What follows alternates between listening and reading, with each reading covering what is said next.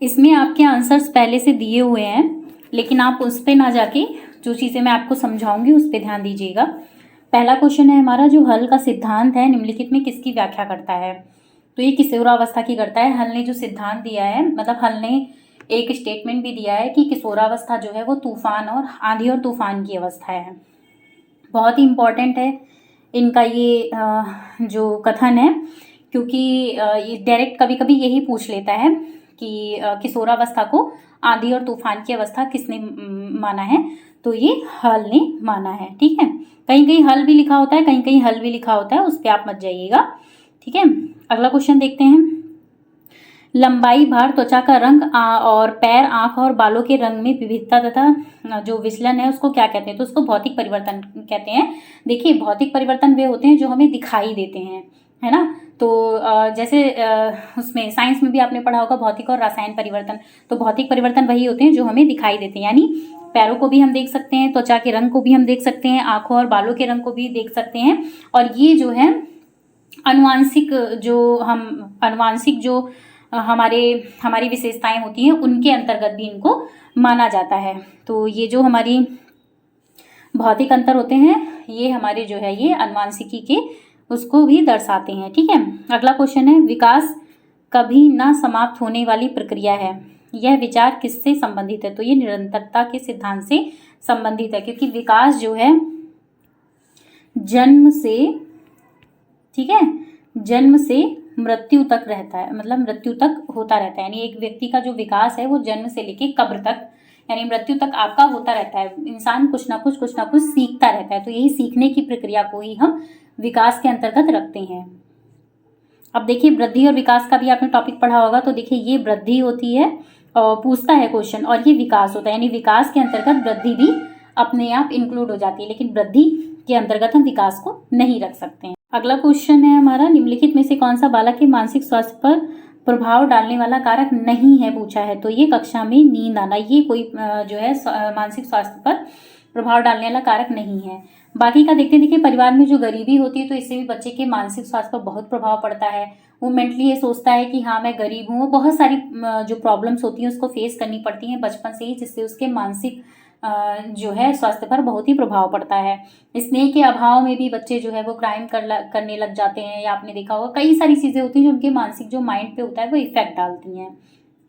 पारिवारिक कलेश की भी वजह से जो है बच्चे के मानसिक स्वास्थ्य पर प्रभाव पड़ता है। तो इसमें किस में प्रभाव नहीं पड़ेगा? तो ये कक्षा में नींद ना आना, इसकी वजह से प्रभाव जो है वो नहीं पड़ेगा।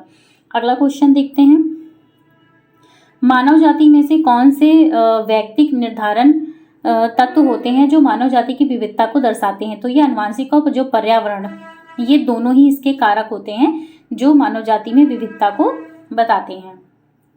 अगला क्वेश्चन है, सामाजिकरण एक प्रक्रिया है। देखिए, ये मैंने आपको पिछले प्रैक्टिस सेट में भी कराया था, सामाजिकरण से ही रिलेटेड क्वेश्चन पूछा था, लेकिन जो इसके ऑप्शन थे ये बदले हुए थे, ठीक है, दूसरे वाले में, लेकिन इस वाले में सेम वैसे ही क्वेश्चन इसमें जो है आंसर में दे दिया गया है। देखिए, मूल्यों, विश्वासों और अपेक्षाओं को अर्जित करने की जो क्षमता होती है, यही क्या प्रक्रिया जो होती है, ये क्या होती है?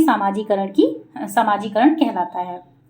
अगला है, एक बच्चा अतीत की समान परिस्थिति में की गई अनुक्रियाओं के आधार पर नई स्थिति के प्रति अनुक्रिया करता है। यह किससे संबंधित है? तो ये सीखने का जो सादृश्यता का नियम है इससे संबंधित है। आपने सीखने का प्रभाव नियम भी पढ़ा होगा। सीखने का जो अभिवृत्ति नियम होता है ये भी नहीं, तत्परता का नियम ये नहीं होता है, सादृश्यता का जो नियम है इसमें एक बच्चा क्या है, अतीत के समान परिस्थिति में की गई अनुक्रियाओं के आधार पर ही स्थिति के प्रति अनुक्रिया करता है।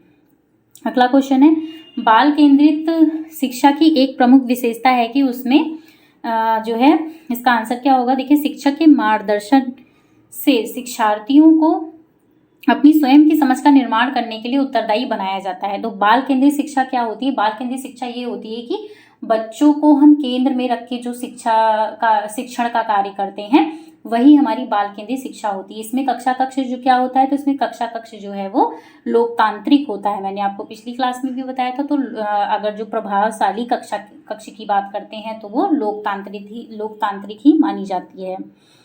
अगला क्वेश्चन है, निम्न में से कौन सी बुद्धि का सिद्धांत नहीं है? तो देखिए, एक तत्व सिद्धांत होता है, आपने बहुबुद्धि का सिद्धांत पढ़ा होगा जो हार्वर्ड गार्डनर ने दिया है। उन्होंने कई सारे बुद्धि के प्रकार माने, जिनमें से पूछा है कौन सा नहीं होता है। तो देखिए, एक तत्व भी होती है, द्वितत्व भी होता है, बहुतत्व भी होता है, जो कि बहुत अच्छा माना जाता है। देखिए, बुद्धि का सिद्धांत नहीं है, हार्वर्ड ने बहुबुद्धि का सिद्धांत दिया है ना, और एक तत्व का द्वितत्व का ये सिद्धांत माना जाता है, लेकिन प्रत्यागमन का सिद्धांत जो है ये बुद्धि से रिलेटेड नहीं है। अगला क्वेश्चन है, प्रासंगिक अंतर्बोध, जो अंतर्बोध परीक्षण है जिसको हम टैट बोलते हैं, व्यक्तिगत को मापने के लिए क्या है? तो ये प्रक्षेपीय तकनीक है, यानी टैट के द्वारा हम किस जो है व्यक्तित्व का मापन करते हैं, तो ये कौन सी तकनीक मानी जाती है? तो ये प्रक्षेपीय तकनीक मानी जाती है। इसका इंग्लिश वर्जन भी आप ध्यान दे दीजिएगा, साइड में लिखा होगा, तो वो जो है टैट लिखा होगा, तो आप उसको अच्छे से समझ जाइएगा। बाकी हिंदी भी आप याद करके जाइएगा, क्योंकि कभी कभी टिपिकल लैंग्वेज की ही वजह से जो है प्रॉब्लम्स आती हैं, और एग्ज़ाम जो है वो क्वालिफाई करने में थोड़ी सी कठिनाई आती है, तो ये चीज़ आप ध्यान रखिएगा। अगला है, चिंतनशील सोच की चर्चा इनमें से किसने की है? तो ये किसने की है? तो ये जॉन डेवी ने की है। ठीक है, जॉन डेवी ने की है। अगला क्वेश्चन है हमारा, विज्ञान के प्रनियंत्रण अपने हाथ, देखिए ये टाइपिंग मिस्टेक है, विज्ञान के प्रनियंत्रण अपने हाथ धन्यता लड़के उपकरण का, ये गलत है, टाइपिंग मिस्टेक है कुछ, लड़कियों के से आंकड़ों का, देखिए टाइपिंग मिस्टेक है, इसको छोड़ देते हैं, नेक्स्ट क्वेश्चन देखते हैं।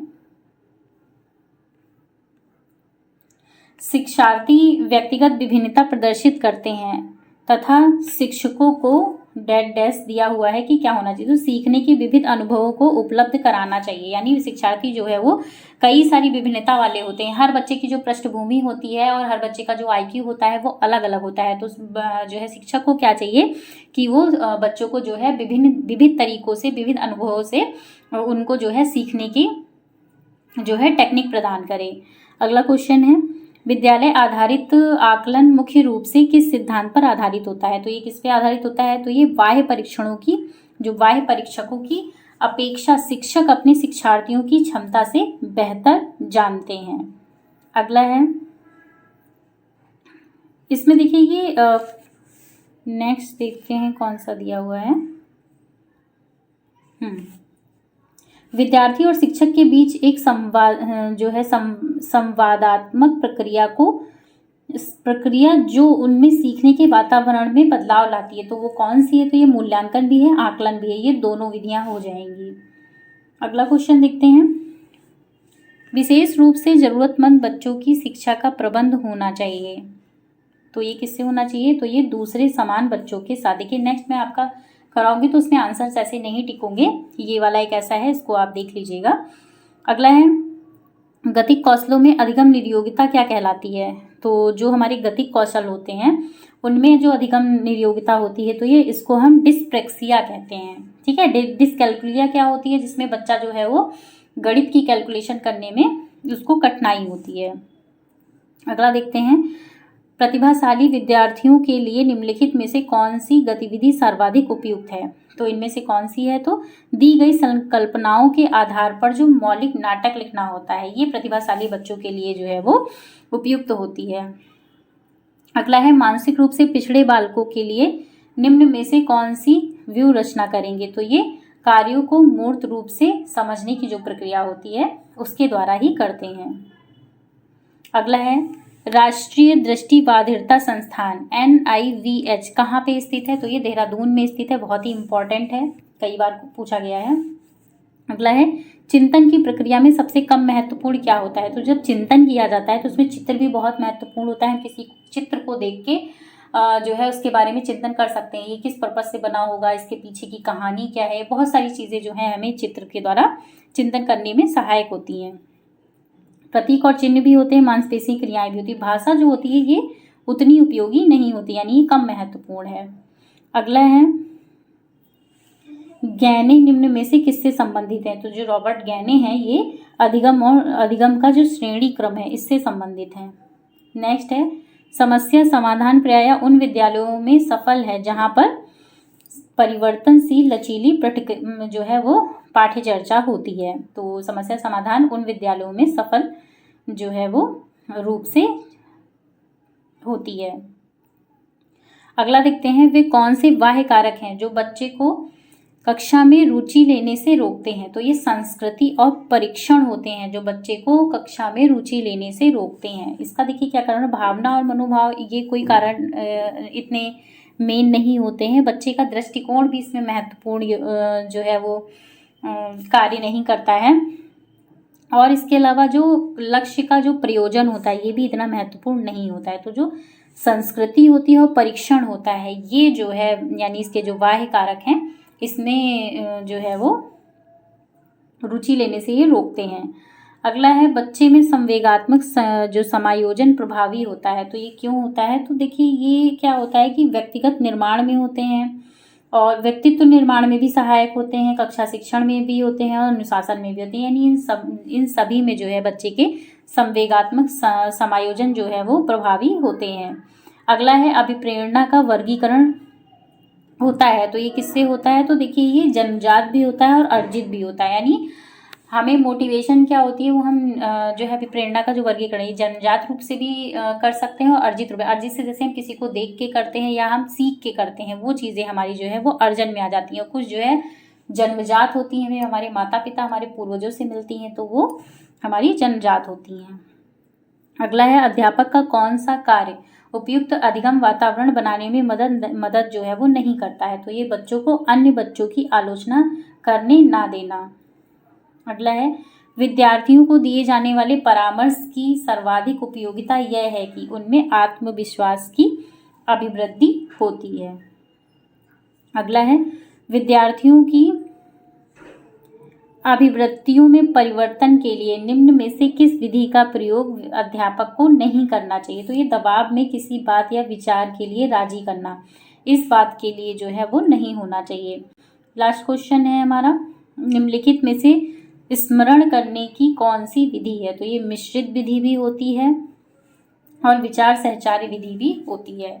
बाकी के क्वेश्चंस मैं आपको नेक्स्ट सीरीज में कराती रहूँगी और मेरे वीडियोस को मैक्सिमम आप देखिए, शेयर करिए अगर आपको मेरा समझाने का तरीका समझ में आ रहा है। बाकी अगर आपको CDP के कोई भी टॉपिक को समझना है तो आप मुझे कमेंट बॉक्स में बता दीजिए।